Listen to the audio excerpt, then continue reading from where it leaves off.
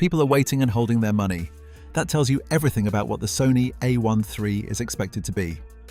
So today, let's pull back the curtain on everything we know, everything that's being whispered, and why, if the rumors are even half right, the Sony A1 III won't just be a better camera. It will be the beginning of the end for every compromise photographers have ever had to make. Let's discuss more.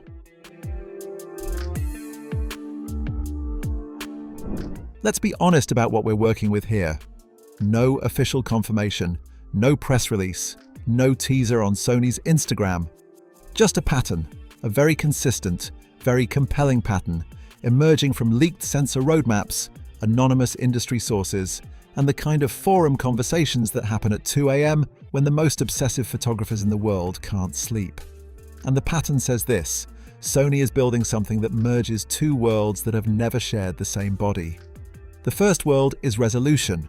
The A1 and A1 II both sit at 50 megapixels, a number that still feels audacious when you remember it's doing 30 frames per second at full quality. But the A1 III rumor mill keeps spinning around a significant sensor leap. Some sources float numbers above 60 megapixels. The more ambitious speculation mentions a path toward a next-generation stacked sensor with dramatically faster readout, meaning more resolution and more speed, not a trade-off between them. The second world is a global shutter.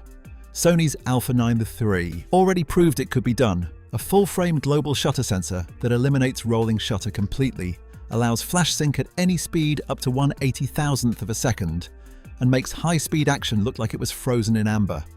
The catch? That camera is 24 megapixels.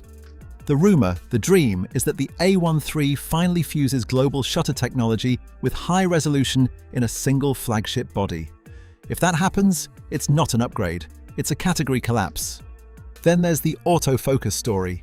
The A1 II's AI autofocus is already so good it feels almost unfair. But photographers who push it hard, sports shooters, wildlife photographers, documentary artists working in chaotic environments, they report the same frustration. Complex scenes with cluttered foregrounds can still trip the system up. A bird in brush, a sprinter behind a fence, a subject near water with competing reflections. The A1 III's AF is expected to be smarter not just in terms of recognition speed, but behavioral intelligence, understanding context, not just content. And the video.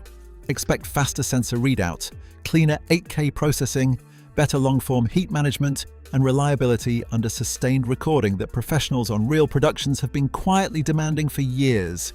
The A1 III isn't just for photographers who sometimes shoot video, it's being built for people who live between both worlds and refuse to compromise in either one. Say, the Sony A1 II is your reliable partner. Brilliant. Proven. The one who shows up, handles everything, never breaks under pressure, and has earned every bit of trust you've placed in them. They are objectively exceptional. When you're out there shooting a state championship, a wildlife expedition, a high-fashion editorial in unpredictable light, the A1 II delivers. Consistently, beautifully, without drama. But then the A1 III walks in. Same DNA, same bloodline, but rebuilt from the inside out with technology that the A1 II wasn't born into. Where the A1 II gives you 50 megapixels, the A1 III is expected to push that ceiling while simultaneously making readout faster. Where the A1 II manages rolling shutter impressively, the A1 III, if global shutter rumors hold, eliminates the conversation. Where the A1 II's autofocus is excellent, the A1 III is expected to be predictive, not just reactive. The real difference, though, goes beyond spec sheets. The A1 II still carries certain frustrations that real-world shooters live with every day.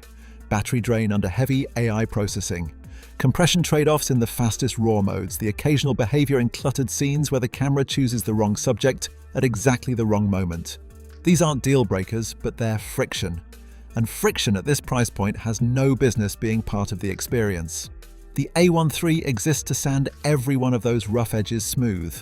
To build a camera where the technology genuinely disappears, where you stop thinking about your gear and start thinking only about your frame.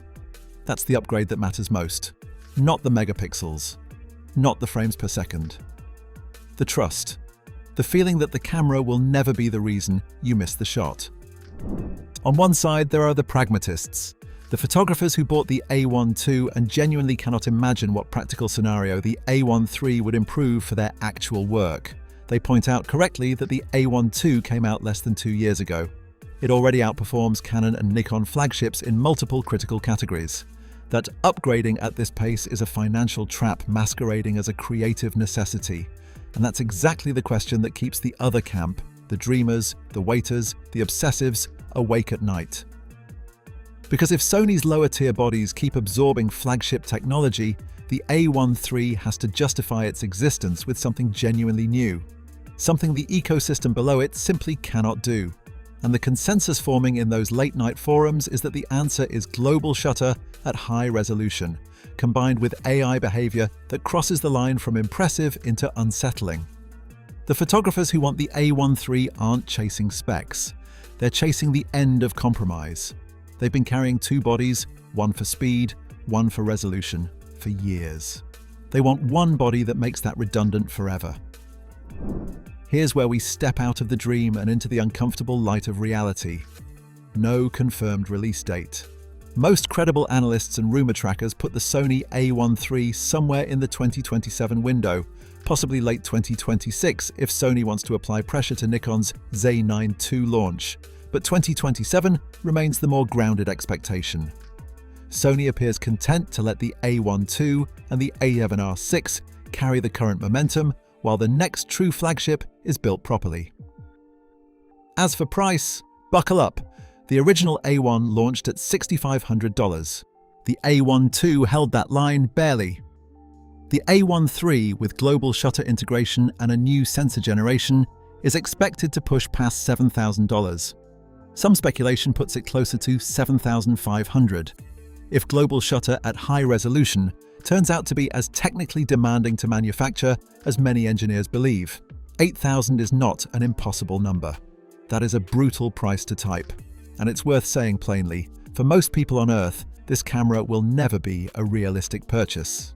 But for the working professionals, the press photographers, the commercial cinematographers, the wildlife expedition shooters, for the people whose livelihood depends on their gear never being the weakest link in the chain, that number is the cost of certainty. And certainty at the highest level has always been expensive. So, here's what all of this really means. The Sony A1 III is not just the next flagship camera, it is Sony's answer to a question the entire industry has been circling for years. Can one camera truly do everything? When the A1 III lands, the only thing standing between you and every shot you've ever imagined missing is you. And honestly, that's the most exciting and terrifying place photography has ever been. Subscribe for more content like this, and as always, thanks for watching.